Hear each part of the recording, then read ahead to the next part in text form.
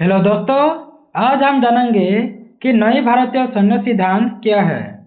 New Indian military doctrine के बारे में हम आज सब कुछ जानेंगे। तो भारत की नई सैन्य नीति 2016 से लेकर 2024 के बीच लगातार बदल रही है। तो इसका लक्ष्य ये स्पष्ट है कि कम समय में कैसे हम निर्णायक युद्ध लड़ सकेंगे और बहु डोमेन युद्ध भी लड़ सकेंगे, और दो मोर्चे पर भी एक साथ कैसे लड़ेंगे उसकी तैयारी कर रहे हैं।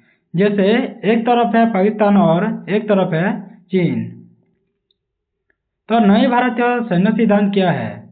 तो नई सिद्धांत वह है कि रणनीतिक सोच है, जिसके आधार पर क्या होगा, भारतीय सैन्य जैसे नौसेना और वायुसेना, ये सब तीनों सेना एक साथ मिलकर कैसे तेज और तकनीक युद्ध के लिए तैयार होंगे उसके बारे में किया जा रहा है। तो इसमें क्या होगा, एकीकृत युद्ध होगा, यानी इंटीग्रेटेड वॉरफेयर की तैयारी होगा। तकनीकी आधारित युद्ध भी होगा, जैसे टेक्नोलॉजी या डोमिनेंट वॉरफेयर के बारे में। उसके बाद कम समय में निर्णायक जवाब भी दिया जाएगा। उसके बाद दो मोर्चों का मुकाबला भी करना है, जैसे चाइना और पाकिस्तान के बीच। ये सब इस सिद्धांतों में होगी, भारतीय सैन्य सिद्धांतों में। उसके बाद भारत दो मोर्चे की लड़ाई क्यों मानकर चल रहा है? तो एक तो चीन की तरफ है, जैसे एलएसी पर 2020 के बाद लगातार तनाव हो रहा है। उसके बाद पीएलए की बड़ी सैन्य आधुनिकता भी हो रहा है, यानी चीन अपने सैन्य को आधुनिक कर रहा है और बॉर्डर इंफ्रास्ट्रक्चर को तेज से निर्माण कर रहा है। हिंद प्रशांत क्षेत्र में शक्ति प्रतियोगिता भी चल रहा है। उसके बाद पाकिस्तान एक तरफ है, ये क्या कर रहा है, आतंकवाद प्लस अप्रत्यक्ष युद्ध भी कर रहा है, आतंकवाद बढ़ा रहा है। उसके बाद एलओसी पर बार बार संघर्ष हो रहा है। परमाणु निवारण, जिसको हम न्यूक्लियर डिटरेंस कहते हैं, वो भी बढ़ रहा है। भारत मानता है कि भविष्य का युद्ध दोनों मोर्चे पर साथ में शुरू हो सकता है, इसीलिए सैन्य सिद्धांत में बदलाव किया गया है। उसके बाद भारत का नया इंटीग्रेटेड थिएटर कमांड मॉडल भी चल रहा है। क्या है थिएटर कमांड, उसके बारे में जान लेते हैं। तो एक ऐसा कमांड होगा जहां सेना, वायुसेना और नौसेना, ये सब जिसको हम तीनों सेना कहते हैं, एक ही कमांडर के अधीन काम करेंगे, जैसे यूएसए में और चाइना के मॉडल के रूप में देखा जाता है। भारत में बनने वाले थिएटर कमांड होंगे, जैसे नॉर्दर्न थिएटर कमांड होंगे, ये चीन सीमा में होगी। उसके बाद वेस्टर्न थिएटर कमांड होगी, जो कि पाकिस्तान की सीमा की देखरेख करेगी। उसके बाद पेनिनसुला थिएटर कमांड होगी, जो समुद्री सुरक्षा में योगदान देगा। उसके बाद एयर डिफेंस कमांड होगी, जो पूरे भारत की हवाई सुरक्षा की निगरानी करेगी। उसके बाद लॉजिस्टिक कमांड भी होगी, जो सप्लाई प्लस संसाधन की जुगाड़ भी करेगा। तो यह भारत की सैन्य नीति में सबसे बड़ा बदलाव होगा। उसके बाद भविष्य की भारतीय युद्ध रणनीति कैसे होगा? तो नए सिद्धांत के तहत भारत चार मुख्य प्रकार के युद्ध की तैयारी में जुटा हुआ है, जैसे हाइब्रिड वेफेयर, यानी साइबर हमला कर सकेगा, गलत सूचना को, जिसको डिसइंफॉर्मेशन को खत्म कर सकेगा, सोशल मीडिया युद्ध भी कर सकेगा, प्रॉक्सी आतंकवाद के खिलाफ लड़ सकेगा, इलेक्ट्रॉनिक युद्ध भी कर सकेगा।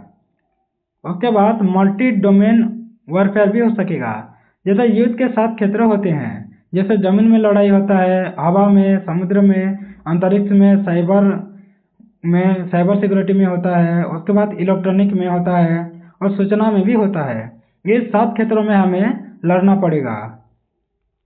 उसके बाद शॉर्ट, स्विफ्ट एंड डिसिसिव वार भी करना होगा, जैसे पाकिस्तान जैसे दुश्मन के खिलाफ ये हो सकेगा। छोटे समय में कैसे कठोर जवाब दिया जाएगा, उसके बारे में भी हम बेहतरीन रूप से कर रहे हैं काम। सीमा पर तेज ऑपरेशन कैसे किया जाएगा, उसके बारे में भी इस युद्ध नीति में है। कोल्ड स्टार्ट डॉक्ट्रिन का बदला हुआ रूप है ये। उसके बाद हाई टेक्नोलॉजी वॉरफेयर भी हो सकेगा, जैसे ड्रोन स्वार्म के वजह से हो सकेगा, एआई सपोर्टेड टारगेटिंग हो सकेगा, सैटेलाइट में भी और आईएसआर सिस्टम भी लागू होगा, प्रेसिजन स्ट्राइक वेपन्स भी होगा, हाइपरसोनिक रिसर्च भी चल रहा है, एंटी ड्रोन सिस्टम भी हो रहा है। ये सब होगा हाई टेक्नोलॉजी वॉरफेयर के लिए। उसके बाद कोल्ड स्टार्ट डॉक्ट्रिन का नया स्वरूप के बारे में जान लेते हैं।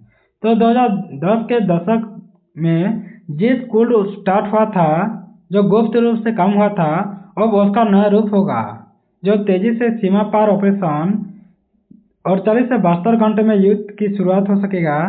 सीमित युद्ध होगा, यानी हठात युद्ध होगा और समाप्त भी हो जाएगा। लेकिन निर्णायक यह रहेगा कि पाकिस्तान के न्यूक्लियर ब्लैकमेल को निष्प्रभावी कैसे किया जाए। उसके बाद भारत की नई नौसैनिक युद्ध रणनीति के बारे में जान लेते हैं। तो इंडो पैसिफिक में बहुत भूमिका रहेगा भारत की। तो भारत इंडो पैसिफिक को सबसे बड़ा रणनीतिक क्षेत्र मानता है। उसके बाद नई प्राथमिकताएं क्या होगी? तो एयरक्राफ्ट कैरियर आधारित शक्ति बनेगी, सबमरीन वेफेयर हो सकेगा, एंटी सबमरीन नेटवर्क को फैलाया जाएगा, क्वाड को साझेदारी किया जाएगा, यानी चारों देश मिलकर काम करेंगे। चीन के स्ट्रेटेजिक और पर्ल स्ट्रेटेजी का जवाब भी देगा भारत। ये सब नौसेना युद्ध रणनीति के हिसाब से होगा। उसके बाद भारतीय वायुसेना का नया सिद्धांत क्या होगा? तो एयर डोमिनेंस को प्राथमिकता दी जाएगी। राफेल प्लस तेजस आधारित मल्टी टियर फोर्स किए जाएंगे। उसके बाद लॉन्ग रेंज प्रिसिशन स्ट्राइक भी किया जाएगा। S-400 एयर डिफेंस नेटवर्क को फैलाया जाएगा और हाइपरसोनिक मिसाइल पर काम भी किए जा रहे हैं। उसके बाद ऑटोमेटेड एयर भी वार किया जाएगा। ठीक है, ऑटोमेटेड एयर, तो यानी सीधे वायु में भी हम वार कर सकेंगे, युद्ध कर सकेंगे।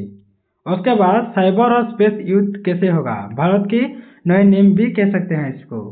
तो साइबर युद्ध में क्या होगा? साइबर कमांड की स्थापना किया जाएगा, 24x7 मॉनिटरिंग किया जाएगा, 24 घंटे 7 महीने। उसके बाद क्रिटिकल इंफ्रास्ट्रक्चर का प्रोटेक्शन भी किया जाएगा साइबर युद्ध में। उसके बाद स्पेस वेयरफेयर भी होने वाला है, जैसे एसैट वेपन टेस्ट किया जाएगा, मिलिट्री सैटेलाइट को बढ़ावा दिया जाएगा, चीन को काउंटर करने के लिए स्पेस डिटरेंस भी किया जाएगा। उसके बाद भारत की नई सैन्य सिद्धांत में स्मार्ट सीमाएं भी होंगी, जैसे भारतीय सीमा पर सेंसर लगेंगे, रडार लगेंगे, ड्रोन भी लगेंगे, नाइट विजन आधारित स्मार्ट फेंस भी बना रहेंगे। इसका लक्ष्य यही होगा कि घुसपैठ को रोकना होगा, पीएलए की गतिविधियों की निगरानी भी रखनी पड़ेगी और तेज प्रक्रिया को क्षमता भी देना होगा। उसके बाद भारतीय सैन्य सिद्धांत का राजनीतिक महत्व क्या होगा? तो भारत ग्लोबल पावर बनने की दिशा में आगे बढ़ रहा है, तो चीन के खिलाफ रणनीतिक संतुलन भी बनाना होगा, हिंद प्रशांत में नेतृत्व भी लेना होगा, निर्यात आधारित रक्षा प्रयोग जिसको मेक इन इंडिया को आगे बढ़ाना पड़ेगा। उसके बाद मेक इन इंडिया डिफेंस का डॉक्ट्रिन में योगदान क्या होगा? तो इससे क्या होगा? आत्मनिर्भरता बढ़ेगा, तेज उत्पादन बढ़ सकेगा, कम लागत में हम बेसी उत्पादन कर सकेंगे, विदेशी निर्भरता में कमी आएगी और निर्यात में वृद्धि भी पाएंगी। ये सब कौन कौन करेंगे? HAL करेंगे, DRDO, भारत डायनामिक, BEL, ये सब क्या करेंगे? सेना की जरूरतों को तेजी से पूरा करेंगे। उसके बाद भारत इस नई सैन्य नीति से क्या हासिल करना चाहता है? तो पहले तो सीमाओं की 100% सुरक्षा करना चाहता है। उसके बाद 2 मोर्चों पर एक साथ कैसे लड़ने की क्षमता होगा उसके बारे में तैयार है। तो तकनीकी आधारित युद्ध भी होगा, पड़ोसी खतरों को निरुत्साहित भी करना होगा, वैश्विक शक्ति के रूप में उभरना भी होगा भारत को। अब तो विश्व में 3वें स्थान पर हो गया है, 3 नंबर पर हो गया है भारत शक्ति के रूप में, शक्तिशाली की। उसके बाद भविष्य का भारतीय सैन्य दृष्टिकोण के बारे में जान लेते हैं। तो भारतीय सैन्य दृष्टिकोण यानी भविष्य में क्या कर सकेगा?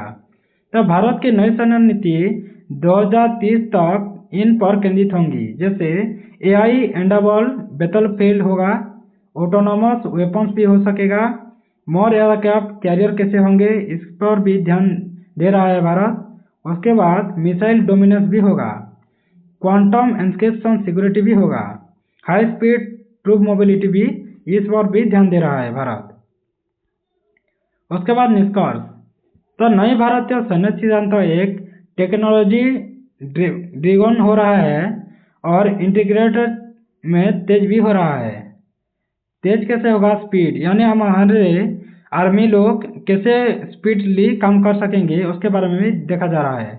इंटीग्रेट हो रहा है, जैसे हमारे तीनों सेना का एक भाग मिला होगा।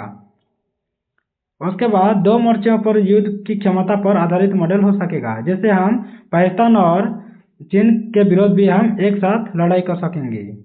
यह 21वीं सदी की चुनौतियां हो सकी है, जैसे चाइना में युद्ध होगा तो हम कर सकेंगे, साइबर वार में लड़ाई कर सकेंगे, इंडो पैसिफिक में भी हम लड़ाई कर सकेंगे, कंपटीशन में भी हम आगे जा सकेंगे। इसको ध्यान में रखकर ही ये बनाया गया है। भारत अब रक्षा करने वाली शक्ति नहीं है, बल्कि प्रतिक्रिया देने में सक्षम भी हो रहा है। तो तेज और निर्णायक शक्ति बन रहा है भारत। Thanks for watching. अगर ऐसे वीडियो आपको अच्छा लगता है तो सब्सक्राइब कर दें, बेल आइकन दबा दें, लाइक करें, शेयर करें और वीडियो आपको कैसा लगा कमेंट बॉक्स में ज़रूर कमेंट करें। धन्यवाद।